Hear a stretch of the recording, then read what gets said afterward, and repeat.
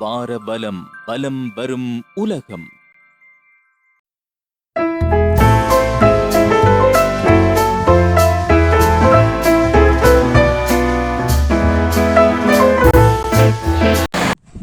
இது வாரவலம் செய்திகள். போலீஸ் உத்தியோகத்தரை மோதிவிட்டு தப்பிச் சென்ற காத்தான்குடி நபருக்கு 14 நாட்கள் விளக்கமறியல். இனி விரிவான செய்திகள்.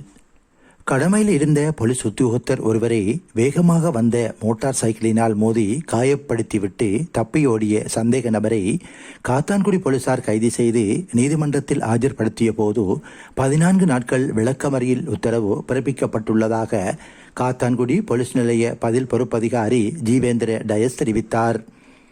காத்தான்குடியில் உள்ள பிரபல பாடசாலை ஒன்றின் முன் காலை வேளையில் மஞ்சள் கடவையில் பாதுகாப்பு கடமையில் ஈடுபட்டிருந்த போலீஸ் உத்தியோகத்தர் மீது மோதிவிட்டு தப்பிச் சென்ற நபரையே இவ்வாறு போலீசார் கைது செய்துள்ளனர்.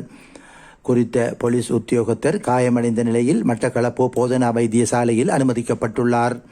குறித்த நபர் தப்பியோடிய போதிலும் அவர் செலுத்தி வந்த மோட்டார் சைக்கிளின் இலக்கத்தை பெற்று இலங்கை மோட்டார் போக்குவரத்து திணைக்களத்தினூடாக குறித்த நபரின் விவரங்களை அறிந்த பின்னர் அவரை கைது செய்யப்பட்ட நபரை நீதிமன்றத்தில் ஆஜர்படுத்திய போது 14 நாட்கள் விளக்கமறியல் வைக்குமாறு மட்டக்களப்பு மாவட்ட நீதிவான் நீதிமன்ற நீதிபதி ஏ தர்சினி உத்தரவு பிறப்பித்துள்ளார். குறித்த நபர் செலுத்தி வந்த மோட்டார் சைக்கிள் காத்தான்குடி போலீசாரினால் கைப்பற்றப்பட்டுள்ளதுடன் காத்தான்குடி போலீசார் மேலதிக விசாரணைகளை மேற்கொண்டுள்ளனர். இது வாரவலம் செய்திகள்.